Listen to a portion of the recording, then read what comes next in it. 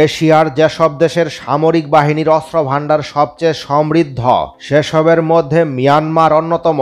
ক্ষমতাসীন জান্তা মূলত টিকে আছে তার এই অস্ত্রের জুড়ে, আর সামরিক বাহিনীকে তাদের অস্ত্র ভাণ্ডার সমৃদ্ধ করতে সহযোগিতা করে যাচ্ছে অন্তত 13টি দেশের কোম্পানি।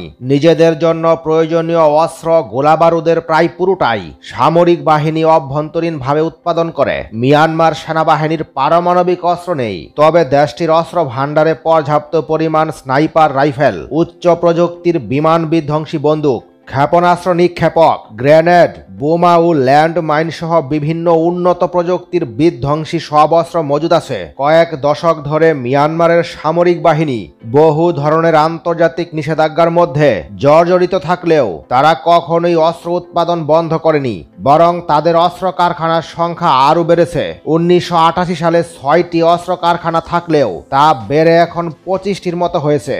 আর এসব সমরাস্ত্র কারখানায় কাঁচামাল, অস্ত্র তৈরির প্রশিক্ষণ ও প্রযুক্তি নিয়ে সহযোগিতা করছে চীন, যুক্তরাষ্ট্র, France, Japan, Bharat, Singapore, Australia, Taiwan, Germany, Russia, Ukraine সহ আরও অন্তত 2টি দেশ। মিয়ানমারের অস্ত্র কারখানাগুলোতে যেসব যন্ত্রপাতি ব্যবহার করা হচ্ছে সেগুলো জার্মানি, জাপান, ইউক্রেন ও যুক্তরাষ্ট্র থেকে আসছে। এসব যন্ত্রপাতি পরিচালনার সফটওয়্যারগুলোর উৎস ইসরায়েল ও ফ্রান্স।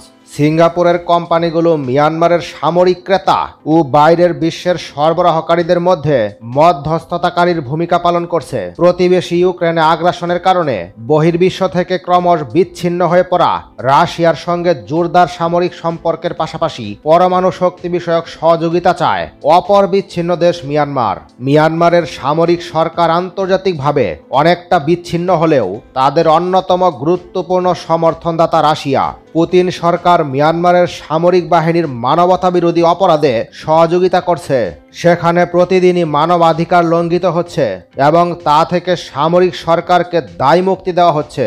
আল জাজিরার প্রতিবেদনে রাশিয়ার কাছে মিয়ানমার পরমাণু শক্তি নিয়ে সহযোগিতা চাওয়ার প্রসঙ্গ থাকলেও এ বিষয়ে বিস্তারিত কিছু বলা হয়নি। রাশিয়ার সঙ্গে আরও একটি চুক্তি স্বাক্ষর করেছে মিয়ানমার।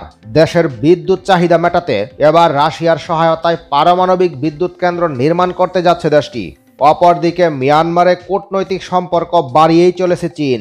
এই পদক্ষেপ এই অঞ্চলে চীনের প্রভাব বাড়ানোর ক্ষেত্রে একটি কৌশলগত প্রচেষ্টা। চীন নিজেকে শান্তি প্রতিষ্ঠায়, মধ্যস্থতাকারী ও স্থিতিশীলতা প্রতিষ্ঠায় প্রকৃত বন্ধু হিসেবে দেখানোর চেষ্টা করছে। এই মুখোশের আড়ালে চীনের একটি কৌশলগত এজেন্ডা রয়েছে। মিয়ানমারের সব পক্ষের কাছে চীন আরও আস্থা অর্জন করতে চায়।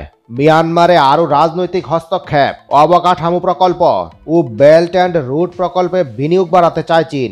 বিশেষজ্ঞরা চীনের এসব পদক্ষেপকে মুখোশ বলে বর্ণনা করেছেন। তারা বলছেন, বন্ধুত্ব ও শান্তির বার্তা নিয়ে মিয়ানমারে চীন হাজির হলেও তাদের আসল উদ্দেশ্য রাজনৈতিক হস্তক্ষেপ ও কৌশলগত আধিপত্য প্রতিষ্ঠা।